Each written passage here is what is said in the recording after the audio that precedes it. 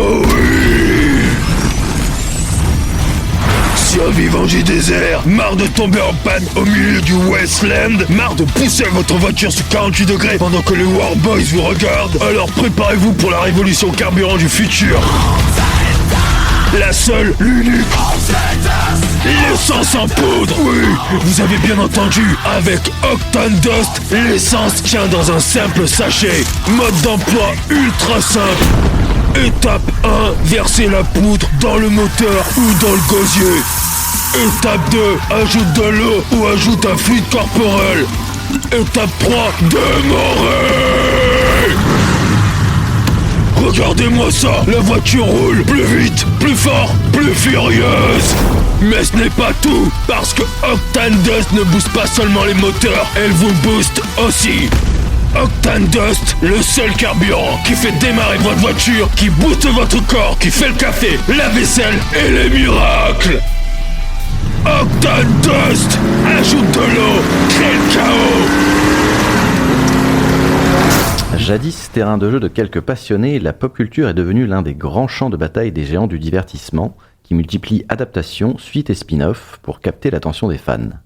Au milieu de ce marché saturé, certaines œuvres parviennent pourtant à rester fidèles à leur essence, ou à se réinventer, et trouvent un équilibre entre succès populaire et reconnaissance critique. C'est à ces perles rares que s'intéresse Over the Pop. Je suis avec Pierre-Jean et Lionel, bonjour messieurs. Bonjour. Salut. Et pour ce 7e épisode, on vous propose de quitter les régions brumeuses de Twin Peaks et de Silent Hill pour un décor non moins fascinant de la pop culture, le Wasteland de Mad Max. Histoire de ne rien oublier, on a décidé de coller au bitume chronologique de la saga post-apocalyptique de George Miller, en commençant aujourd'hui avec la trilogie originelle.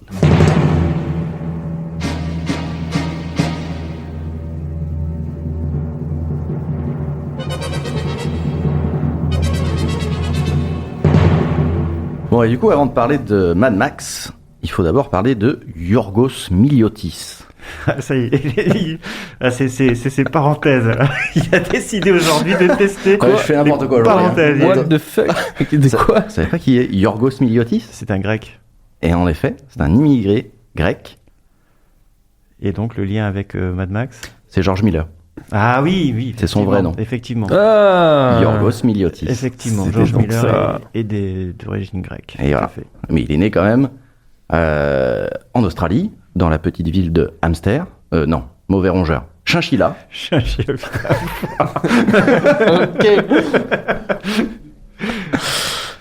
Voilà. En 1945. Bien. Donc Mad Max, sorti en 1979, qui coûte à peu près $350,000 américains. Ce qui n'est pas grand-chose. Ce qui n'est rien du tout, surtout quand on sait qu'il en rapporte environ 100 millions. Oui. Ouais.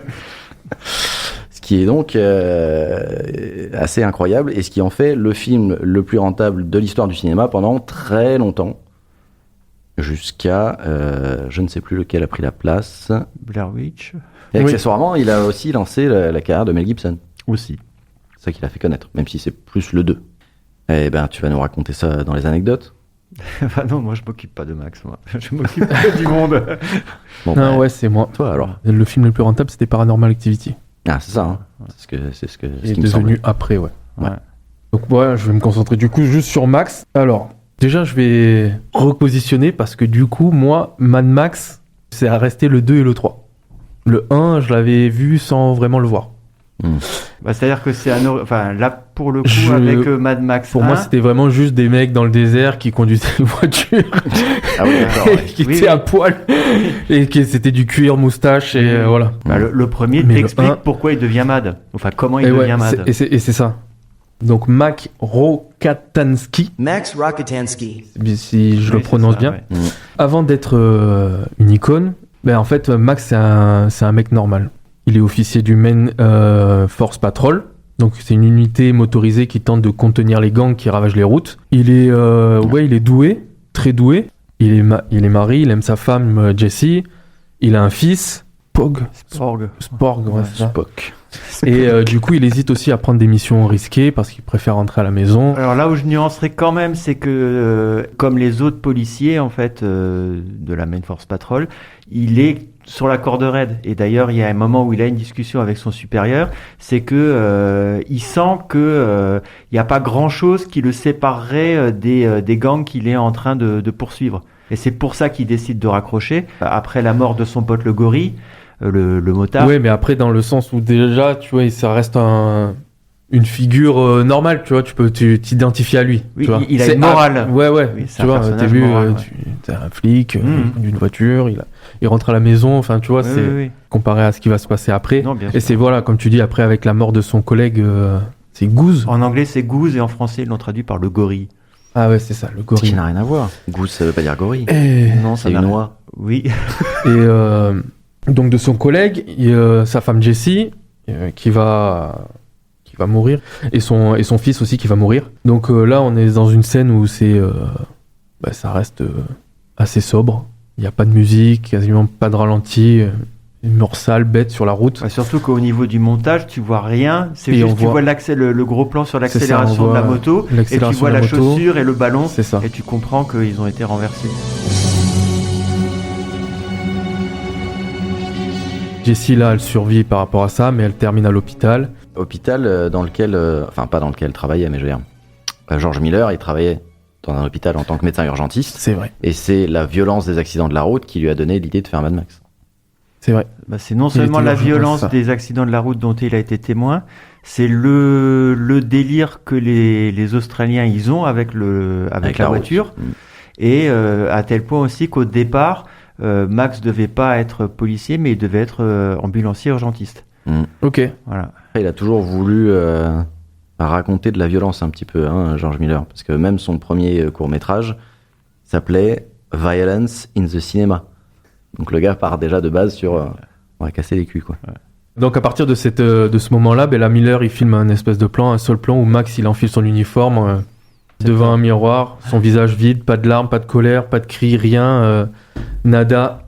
Et là, c'est l'homme, Max là-bas, il change totalement. L'homme qui vient de mourir avec sa famille, et ce qui reste, qui va monter dans la voiture et partir à la chasse, c'est tout autre chose, un tout nouveau Max. Et du coup, là, s'ensuit une espèce de vengeance. Il va traquer les membres un par un. Surtout, la scène la plus marquante, c'est vraiment la dernière. Il va attacher le personnage à la voiture. Oui. Et il va lui dire qu'il va brûler la voiture et qu'il lui balance une scie à métaux. Il lui dit de se couper, Voilà, les menottes. de se couper un membre pour s'échapper, ouais. s'échapper. Mm. Je veux savoir ce que tu vas faire.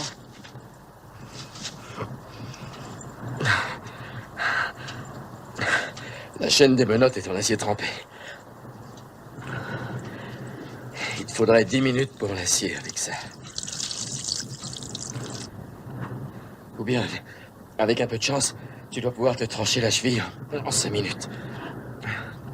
Mais t'es malade! Tu crois que je suis givré? Ah! Me fais pas ça à moi!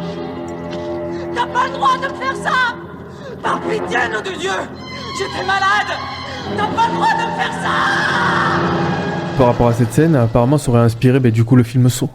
Il y en a qui auraient dit que ça aurait inspiré avec cette espèce de délire avec Avec le Saw 1, avec la scie à la fin où il lui balance. C'est la naissance du torture porn. Apparemment. Ouais, ok. Et voilà, Max y repart. Après, on sent que qu'il n'y a pas de soulagement, pas de résolution.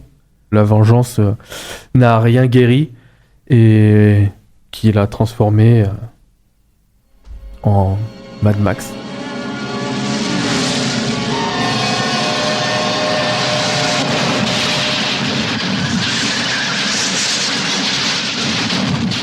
J'attaque le monde. Oui. Alors, le monde de Mad Max, pour moi, je considère que c'est un monde pré-apocalyptique, c'est pas un monde post-apocalyptique, puisqu'il y a encore un certain nombre de structures sociales qui existent.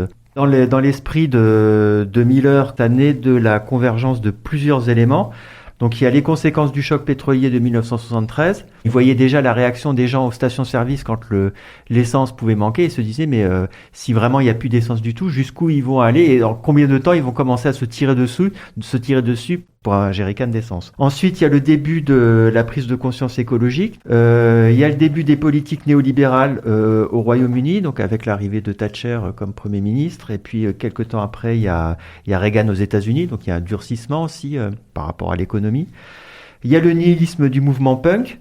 Alors, il faut savoir que avant de l'appeler Mad Max, Miller voulait que le film s'appelle Métal Hurlant, comme le nom de la revue de SF française. Ouais. Mais il avait demandé à Dionnet et tout ça, est-ce que vous êtes d'accord pour que j'appelle mon film Métal Hurlant? Et ils ont dit non. Donc c'est pour ça qu'ils sont partis sur Mad Max. Pas cool. Mais, voilà. Et c'est un des co-scénaristes du film qui s'appelle James McCausland qui a proposé que le film prenne cette orientation un peu dystopique, parce que comme la mise en scène de Miller, elle a un côté parfois excessif. Je pense notamment, il y a les 2 plans où on voit l'œil en gros plan, les yeux exorbités au moment des explosions et tout ça. Et puis la manière dont les personnages sont traités, il y a un côté un peu inspiré du comics. Et il pensait que faire un film dystopique, ça passerait mieux qu'essayer de faire croire qu'on était à notre époque. Après, au niveau du fonctionnement du monde de Mad Max, alors c'est un western en partie. D'ailleurs, c'est quelque chose qui va rester dans le reste de la saga. Mais là, on a une inversion des codes du western, puisque dans le western, traditionnellement, on a ce qui représente la société, la civilisation, qui va vers l'ouest et qui fait reculer ce qu'on appelle la wilderness, c'est-à-dire l'état sauvage, alors que dans le monde de Mad Max, c'est l'inverse, c'est la wilderness qui commence à prendre le dessus sur la société et la civilisation. Ouais. C'est l'ensauvagement, comme diraient nos politiques. Voilà, tout à fait, mais c'est ça. Hein. Donc voilà, ça c'est un petit peu les choses où elles en sont à la fin du premier Mad Max. Donc on est dans un monde qui est en train de s'effondrer de l'intérieur et pour lesquels la horde de motards du Toy Cutter, ça constitue l'espèce de symbolique de cette destruction de la société. Mais il va falloir attendre Mad Max 2 pour presque comme si eux, ils avaient vu le vent tourner et du coup, ils commençaient déjà... C'est ça, ils ont senti qu'il y avait une opportunité. Ouais, là, voilà. Ça, okay. Et donc, il faut attendre Mad Max 2 pour que vraiment les choses soient claires et nettes. Alors, juste avant de passer à Mad Max 2, petite dernière anecdote. Vas-y. Pour clôturer. Il faut savoir que pour l'exportation du film, il a été redoublé, notamment pour les États-Unis. Il a été redoublé en anglais parce que l'accent australien était apparemment insupportable. I had nothing on but me job.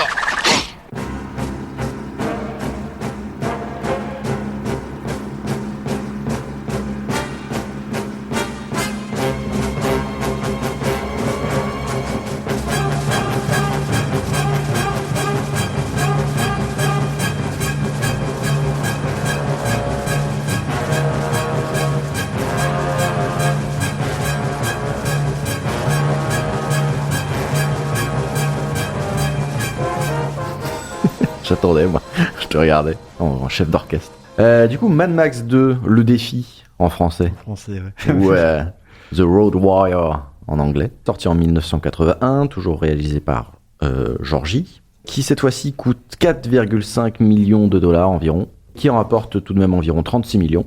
L'accueil critique, il est excellent. Et il a été longtemps considéré... Enfin, non, il est toujours d'ailleurs. Je sais pas pourquoi je dis il a été longtemps, il est toujours considéré comme l'un des meilleurs films d'action de tous les temps. Et d'ailleurs, pour la grande poursuite finale du film, elle a nécessité de plus de 80 véhicules, plusieurs semaines de tournage et des dizaines de cascades toujours très dangereuses. Et du coup, pour te lancer, Pierre-Jean, je vais parler également du look de Max dans ce second film. Donc cuir avec épaules renforcées, trucs comme ça, quoi. C'est un vestige de son uniforme de la police. Ça vient du fait que la veste du premier film était trop abîmée. Et du coup, ils ont bricolé des protections dessus pour faire genre... Voilà. C'est devenu un guerrier, quoi. Ouais, c'est stylé. Mais là, moi, je trouve que aussi au niveau du look, Mel Gibson, c'est failli. Alors qu'il est vachement jeune encore, hein, même là, je sais pas, il doit avoir 23, 24 ans, et il fait vachement plus vieux qu'il en a l'air. Enfin, il a un charisme de taré, quoi. Alors que dans le premier, il avait un côté encore un peu mal dégrossi. Là, il est vraiment optimum, quoi. Alors, parle-nous de ce Max. Sur les routes régnait le cauchemar de la ligne blanche. Seuls les flibustiers les plus mobiles, les pillards les plus impitoyables survivaient. Les bandes prirent le contrôle des routes, prêtes à se faire la guerre pour un bidon de carburant. Dans ce maelstrom de pourriture, le commun des mortels était brisé, écrasé. Des hommes comme Max le guerrier. Dans le rugissement d'un moteur, il avait tout perdu.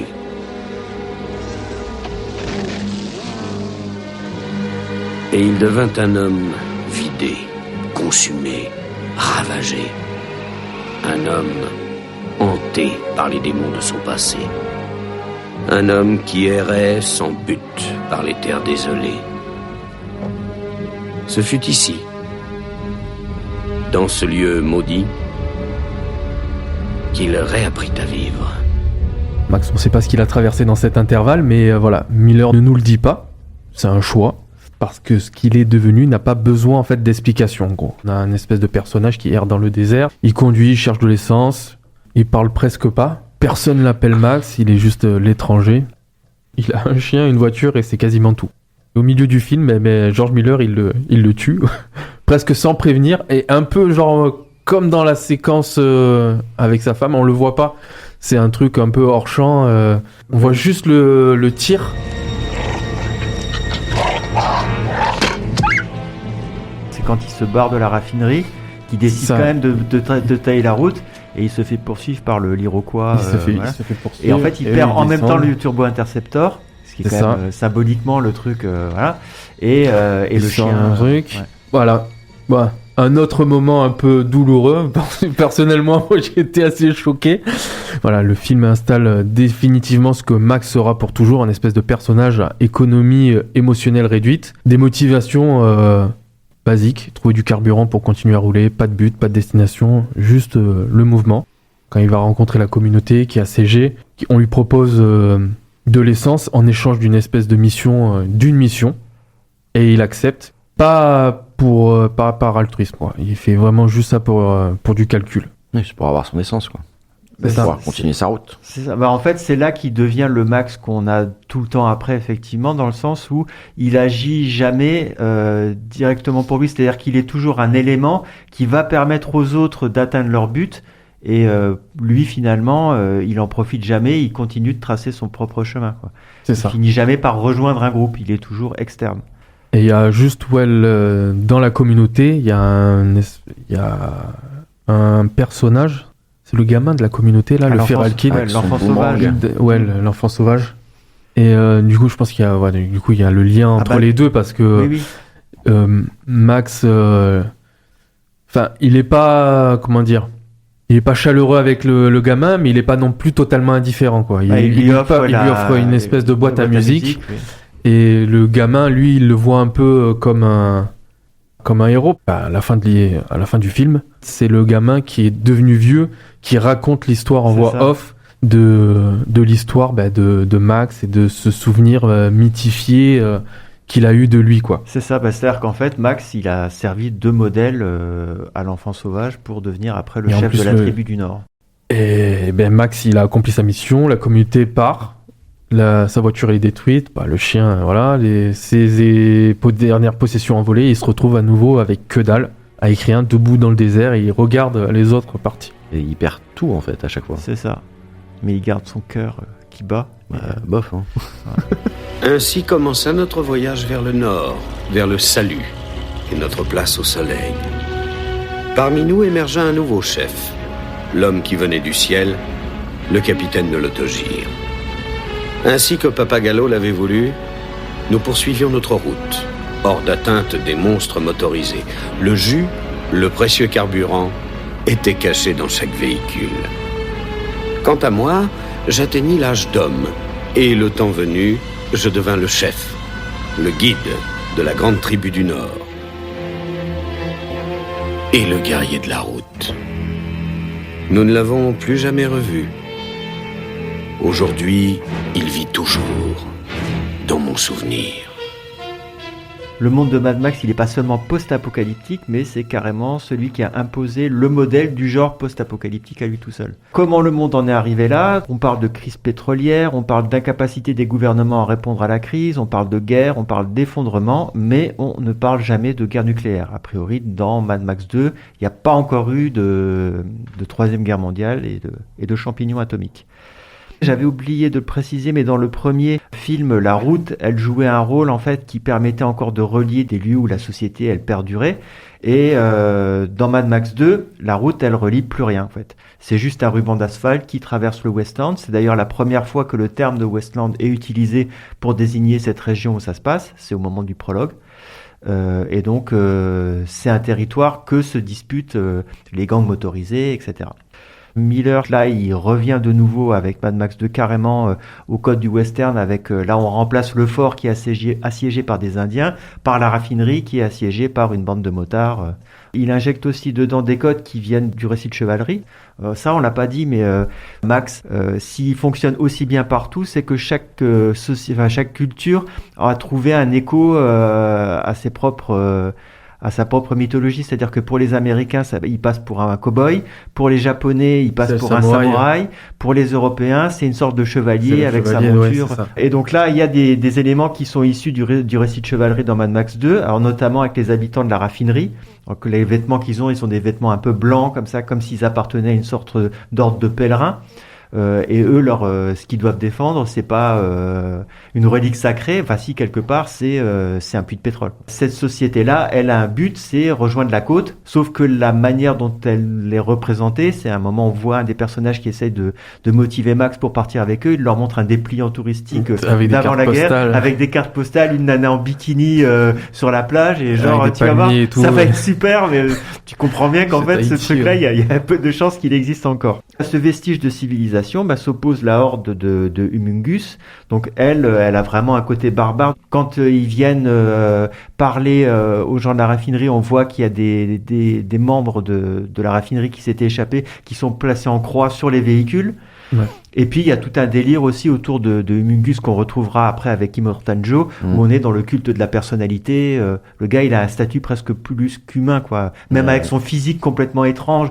Je pense, ils ont pris un bodybuilder pour faire le personnage, mais il a le visage qui est caché par un masque de hockey. Et d'un autre côté, quand tu vois l'arrière de son crâne, tu sens qu'il est déformé, que c'est une espèce de mutant, quoi. Ouais. Mais il y a quand même un plan où, quand on le voit ouvrir une boîte pour prendre un flingue avec lequel il va essayer d'arrêter le camion, il y a une photo dedans. Avec, je sais plus si c'est une femme, un enfant, un truc comme ça, mais tu vois que ce type-là a eu une vie avant, quoi, un peu comme Max. Bon, et du coup, on passe au 3e opus. Allez.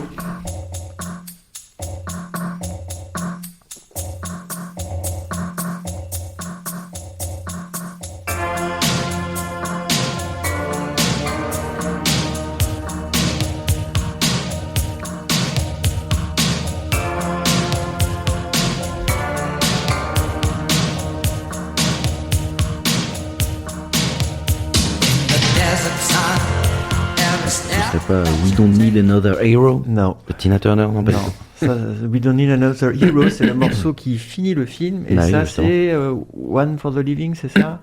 One of the Living. One of the Living. C'est quand même elle qui chante. C'est elle qui chante et c'est le morceau c'est le générique du début. Ok. De Mad Max 3. Bah, de Mad Max au-delà du Voilà. Mad Max 3e opus, mais qui ne s'appelle pas Mad Max 3. Sorti en 1985. Réalisé par George Miller, mais pas que, cette fois-ci. Il y a un autre George. Et deux Georges mieux vaut qu'un. Oui. George Ogilvy. Le film coûte environ 12 millions de dollars pour en rapporter 52 millions. Donc on n'est pas sur les mêmes rapports qualité-prix que les précédents. L'accueil critique, il est ok, mais quand même beaucoup plus mitigé, et notamment la seconde partie du film avec les enfants qui a été beaucoup critiquée. Ça, c'est vraiment le truc que je n'ai jamais compris. Voilà. Je ne comprends pas comment les gens ne peuvent pas apprécier la deuxième partie du film. C'est le moins aimé de tous les Mad Max. On lui a même fait le procès, genre Miller, il a mis des enfants comme Lucas, il a mis les Ewoks dans le Retour du Jedi. Ah ouais. Mais moi, je trouve que cette partie-là, elle fonctionne vachement bien. Il y a des reproches qu'on peut faire à Mad Max 3, mais certainement pas l'idée qu'il a eue de mettre les gamins et cette toute trip qu'il y a autour des gamins. Je reviendrai quand je parlerai sur le monde. Mais moi, je trouve que c'est... moi, si je devais... D'ailleurs, on n'a pas fait ça, on faisait à l'époque de Saga de quels sont vos films préférés de Mad Max. Moi, il est dans mon... Si je devais faire un top 3 des Mad Max, il y a le 2, le 3 et Fury Road. Ah ouais. Moi, je le trouve vraiment très bien, le 3. Ok. Voilà. Donc voilà, succès correct, mais forcément moins marquant que le précédent. Et ensuite, du coup, donc il y a cette fameuse, ce drame, on va dire, sur ce film où le c'est avant le film. Oui, où le producteur et ami très proche de George Miller, Byron Kennedy, qui est mort dans un accident d'hélicoptère pendant la préparation du film. Ce qui lui fait un point commun avec Daniel Balavoine. Mais je pense qu'il chantait moins bien. Certainement. Mais donc cette mort-là, elle a failli mettre un terme à la saga Mad Max, puisque Miller, il se sentait pas de continuer à le faire sans lui. Et finalement, il a quand même réussi à se remettre. Et c'est pour ça qu'il a proposé à Ogilvy, qui venait, alors je sais plus, ils avaient bossé un peu ensemble sur une série, il me semble. Et ce qui fait qu'Ogilvy, lui, s'est plus concentré sur la gestion des acteurs. Et Miller s'est plus occupé du côté action. Voilà. Du coup, qu'est-ce qu'il devient, Max, dans ce nouvel opus? Donc, ouais, là, le 3, ouais. Mais je sais pas. Je sais pas, ça reste un peu... Je sais pas, parce que le premier, je crois, il est moins de 16. Enfin, moi, de ce que j'ai vu, hein, là, après, ils l'ont réactualisé peut-être. Donc, moins de 16, le deuxième, pareil. Et là, du coup, c'est moins de 12. Donc, peut-être trop accessible, trop grand public, pas assez sombre, peut-être pour certains, je sais pas. Donc, Max, il arrive donc à Bartertown, c'est ça? Bartertown. Bartertown, la ville du troc, aide à bâtir un futur meilleur. Bartertown. Trocville. Mais ça s'appelle comme ça dans la novélisation du bouquin. Ouais, il l'appelle Trocville. Donc là, il est sur un attelage de chameaux, il est volé tout, presque mendiant. Une entrée en scène délibérément pathétique. Ça fait un homme qui erre depuis des années dans le désert, sans but, sans communauté, sans rien à protéger. Donc Max, en 85, donc il est plus vieux, plus las, plus abîmé. Il a plus de cheveux aussi. Et bien, il y a plus de cheveux, du coup, ouais, parce qu'il a carrément un look de Jésus au début. Ouais. Et paradoxalement, c'est dans cette figure un peu là qu'il va être plus humain, mais pas dans les actions qu'il va faire, mais dans son épuisement. Donc, comme tu disais, à Bartertown, on est une ville qui est dirigée d'une main de fer par Entity. Donc, il se retrouve mêlé à une histoire de trahison, de politique interne, et il finit jeté avec l'espèce de jeu là, une espèce de roue, la roue du destin, où il termine en goulag et il finit jeté dans le désert. On va peut-être préciser quand même que le film s'appelle le Dôme du Tonnerre, et qu'avant ça, il passe par le Dôme du Tonnerre.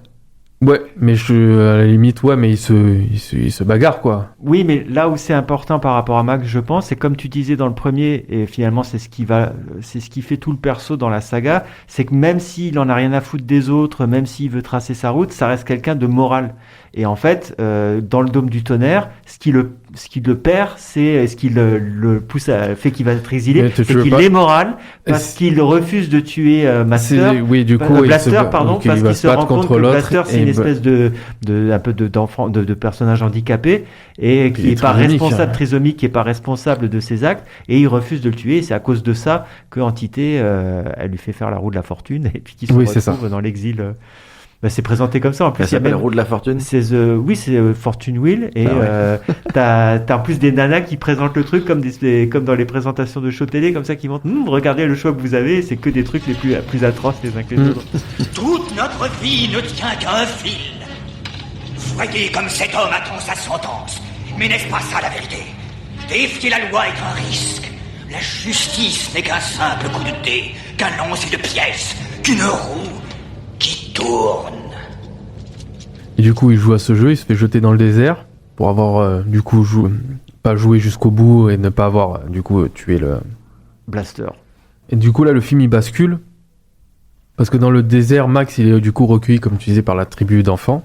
Les enfants perdus. Donc ils ont développé une espèce de mythologie autour d'un espèce de Captain Walker, avec des guillemets que je mets, d'un avion qui aurait disparu.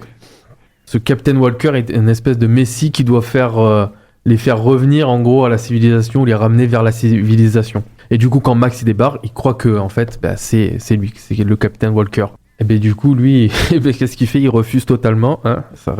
Une réaction immédiate. Non, je suis pas le héros que vous cherchez. Je suis juste un homme. C'est la première fois dans la saga que Max formule ça explicitement.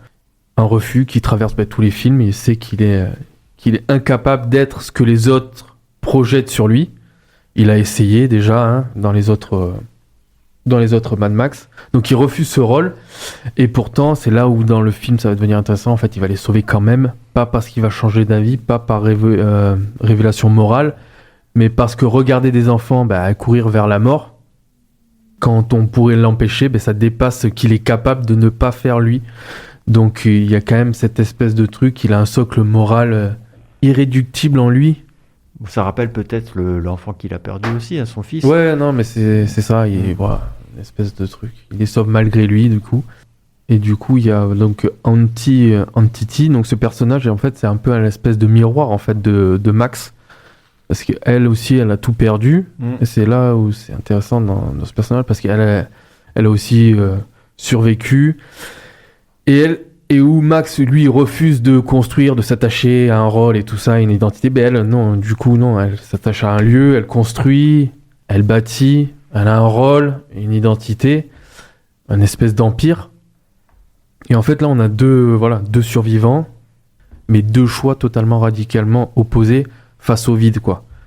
Max qui va totalement l'accepter et embrasser le vide, et elle qui va construire... de refaire société. Et du coup, on est après sur cette fin où lui va et comme tu dis, il va aider les enfants à monter dans l'avion et partir. Et il part pas avec eux. Et c'est là où on sait pas, dans la fin, du coup, elle arrive, elle le regarde, et elle le laisse. Eh bien, on fait la paire. Vagabond.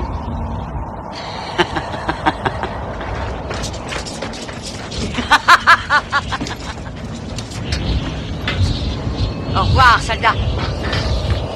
Et à la fin, tu as une voix off de Savannah qui dirige la nouvelle tribu là, qui a réussi à partir. Et tu vois Max qui continue de marcher dans le désert. Il a gardé le fusil et puis il est à pied dans les dunes à tracer sa route. Ouais. C'est ça. Et là, du coup, si on pouvait résumer dans celui-là, du coup, dans la première partie, on est une espèce de témoin du monde. Il est témoin du monde. Et en fait, il va devenir en fait un passeur où c'est ça. Il amène juste des gens à un point d'autre. Comme le 2 en fait. Avec c'est ça. Permet, il reprend un peu ce rôle. C'est ça.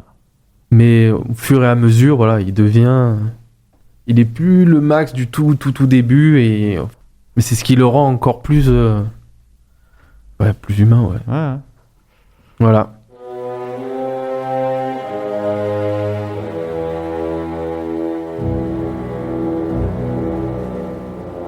Alors pour le monde, donc moi, déjà un des plans que je trouve de ouf dans ce film, c'est l'espèce de vue aérienne au début, là où on voit la grande plaine désertique, là, avec justement le véhicule de Max. Donc on voit que c'est une bagnole qui est tirée par des chameaux, parce qu'il a plus d'essence. Quoi.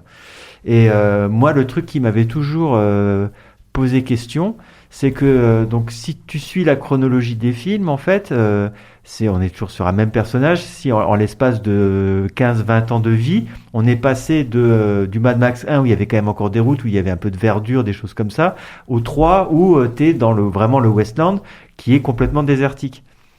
Et ce qu'il y a, c'est que en fait, le film il se situe en Australie, même si jusque-là, dans la saga, ça n'a jamais été formellement précisé. À la fin du Mad Max 3, on voit, quand on entend la voix off de la tribu, on voit les ruines de l'opéra de Sydney, donc on peut comprendre que c'est en Australie, mais il faudra attendre Furiosa pour que pour la première fois, Miller, il filme la planète et on voit bien qu'on se situe au cœur de l'Australie.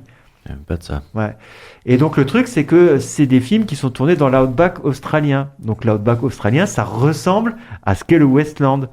Donc ce qui m'a toujours posé question, c'est est-ce que Miller, il veut que les gens qui voient le film considèrent que vraiment la planète, elle s'est transformée en un grand désert partout. Mais quand un Australien qui connaît l'Australie regarde Mad Max ou Mad Max 3, il sait que c'est tourné dans le Westland, quoi. C'est juste des clodos.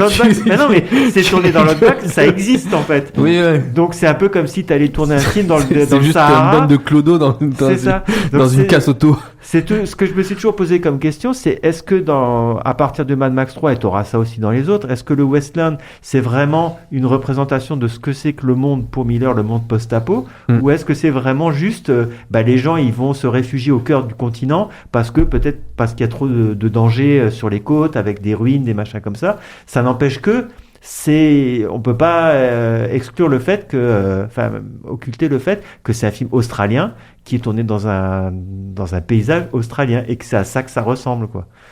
Oui, certes. Donc ça n'empêche que dans Mad Max 3, on passe vraiment un gap par rapport aux autres parce qu'il y a plus de route, il y a du sable, comme voilà. Mais ça veut dire quoi ? Ça veut dire que les gens qui ont regardé Le Seigneur des Anneaux, s'ils étaient néo-zélandais, ils étaient moins dépaysés ? Non, parce que les paysages de la Parce que tu peux Nouvelle-Zélande... appliquer ça avec plein de films, tu vois. Non, parce que les paysages de la Nouvelle-Zélande, ils correspondent globalement à ce qui est écrit par Tolkien. Alors que là... Oui, là, c'est un peu différent. Alors que dans Mad Max 3, il te montre... Donc, t'es passé de Mad Max 2 où il y avait quand même une route, où c'était désolé autour, mais il y avait une route. À Mad Max 3 où il n'y a plus rien.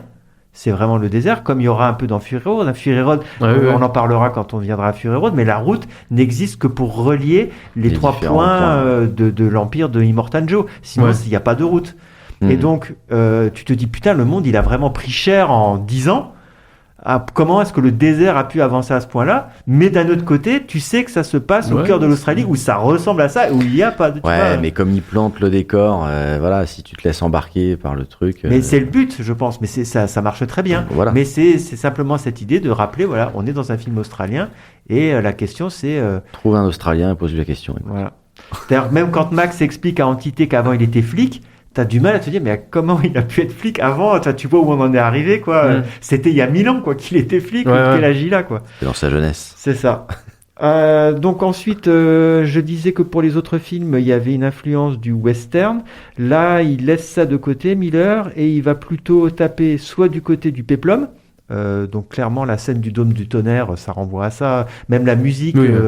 qu'on entend à ce moment-là, un peu comme un gladiateur. Ouais, elle renvoie un peu aux musiques que tu peux avoir dans les films pour les scènes de gladiateurs. Et surtout, l'autre influence, c'est les films d'aventure épique à la David Lean, alors notamment Laurence d'Arabie. Là, t'as tous ces plans qui se passent dans le désert. C'est Maurice Jarre qui a été convoqué pour faire la musique. Frère de Jean-Michel. Le père, pour faire la musique, et c'est lui qui avait fait la musique de Laurence d'Arabie.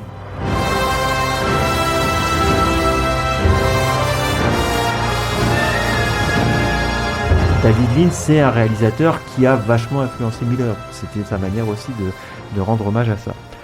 Et donc, on avait dit que dans les autres films, il opposait dans Mad Max 2, Miller, il opposait 2 sociétés. Il y a la société sédentaire de la raffinerie versus la horde sauvage du Mingus. Là, en fait, il oppose 2 sociétés sédentaires. Il y a celle de Bartertown, dont tu as parlé, avec Entité, qui elle-même est divisée en 2 niveaux, puisqu'en fait, tu as le monde du haut, qui est celui dirigé par Entité, qui veut faire croire qu'elle est celle qui dirige la ville, et il y a la ville souterraine, où on produit en fait le méthane avec de la merde de porc, qui est tenue par Master Blaster, donc c'est un géant et un nain, donc le nain c'est le cerveau, et le géant c'est celui qui le protège, mais en fait tu te rends compte que c'est eux les vrais maîtres, puisque grâce au méthane, c'est eux qui permettent d'apporter l'énergie, et s'ils décident, d'ailleurs concrètement ce qu'ils font, ils décident de couper l'énergie, la ville elle est morte. Et donc Max il sert de pion là-dedans pour s'emparer de Master en tuant Blaster et à permettre à Entité de devenir la seule chef de Bartertown. Sauf qu'en fait, comme on l'a dit, Max il fait preuve de moralité et il va se retrouver exilé, mais ça va quand même entraîner une situation de tension à Bartertown. Donc il est exilé et à ce moment-là, donc il arrive dans l'oasis donc des enfants perdus. Et là, justement, on est dans un contre-modèle. Là, on est dans un paradis. Mais le truc, c'est que les enfants qui habitent dedans, eux, tout ce qu'ils veulent, c'est se barrer de là. Alors qu'en fait, tout le monde voudrait vivre à leur place. Et même Max, en fait, tu sens qu'il est prêt à se dire, c'est bon, je vais rester là jusqu'à ce que je meure. Ça me va très bien. Maintenant, écoutez-moi bien. Je ne suis pas le capitaine Walker. Par contre, je suis le type qui a Dame Mort dans sa poche. Et je dis que nous allons rester ici. Nous allons vivre très longtemps. Et nous serons pleins de gratitude. D'accord. Mais d'un autre côté, donc à la différence du 2, où tu avais un peu les gentils et les méchants de Stay Mingus, là, aucun n'est vraiment méchant. C'est-à-dire que, on l'a dit, à la fin de la poursuite, à la fin de Mad Max 3, Entité, elle a pas un esprit revanchard au point de vouloir quand même tuer Max. Elle reconnaît sa valeur, elle le laisse partir. Master, donc le nain, il finit par rejoindre les enfants et il part avec eux. Ouais. Et qu'est-ce qui vient? Je me souviens plus. Qu'est-ce qui vient l'autre là? T'as le nain, il part avec dans l'avion, et l'autre le colosse, il se fait tuer par un coup d'arbalète dans le Dôme du Tonnerre. Il y a quelqu'un qui l'achève, mais pas Max. Et le film, donc, il se termine de nouveau par une course-poursuite. Alors là, aussi, c'est le Mad Max où la bagnole a le moins de rôle, en fait. Max, on le voit au début, il a un véhicule, mais il n'a pas d'essence. pendant tout le film, en fait, il n'a pas de véhicule. Il y a que à la fin, donc quand les enfants arrivent à s'échapper de Bartertown, ils s'échappent sur un camion, mais qui est sur rail. Donc, alors que le Mad Max 2, comme Fury Road, propose toujours le truc de on va dans une direction et à un moment on fait demi-tour, puisque même dans Mad Max 2, à un moment il fait faire demi-tour au camion. Là, dans Mad Max 3, c'est pas possible puisque tu es sur une voie ferrée et ça se termine sur un bloqueur. Là, la voie s'arrête et ta course se termine. Et par contre, là, tu vois un peu les véhicules de l'armée d'entités qui commencent déjà à évoquer les délires baroques que tu auras sur les véhicules de Fury Road. En même temps, ça paraît logique qu'il y ait moins de place pour la voiture si ça se passe sur des lieux fixes, quoi. Oui, c'est vrai, mais c'était quand même quelque chose qui on perd un peu ça, oui. Qui était associé à Max. Alors l'autre truc, par contre, finalement, je me rends compte que j'en ai pas tellement parlé par rapport aux deux, mais qui revient, c'est l'esthétique SM gay. Enfin, surtout SM avec les punks à Crête et tout ça, donc qui était cuire le clou. C'est ça. Sauf que là, en fait, finalement, dans le 2, ils étaient représentés comme la menace parce que c'était les motards ou les pilotes de Humungus. Là, ils sont intégrés à la cité, puisque finalement, ils deviennent l'espèce de garde prétorienne d'entité, et c'est pas des méchants en soi, quoi. Donc, c'est peut-être ça aussi qui radoucit l'image et qui a fait que le film a été moins apprécié par les gens, quoi. Mais donc voilà, on a toujours un monde qui est avec deux pôles et un Westland qui commence à être de plus en plus, pas autant qu'il va l'être dans Fury Road et Furiosa, mais qui commence petit à petit à se détacher du réel pour devenir quelque chose d'un peu mythique, quoi. Et là où le mythe il prend complètement sa place, c'est dans ce qu'on disait, le culte du cargo que les gamins se font autour du capitaine Walker, et comment Max finit par trouver sa place. D'ailleurs, il deviendra en fait cette espèce de Captain Walker, quoi. C'est pas lui qui conduit l'avion à la fin, mais il accepte de remplir ce rôle. Ouais. Voilà. Alors qu'il est là par acquis pro quo. Métaphoriquement, le passeur du truc. Voilà.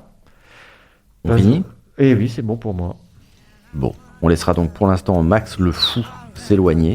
Silhouette vacillante au bord du cadre, figure paradoxale d'un héros qui ne cesse de fuir sa propre légende, et on vous dit à la semaine prochaine pour la suite de ses aventures. Tchuss. We don't need another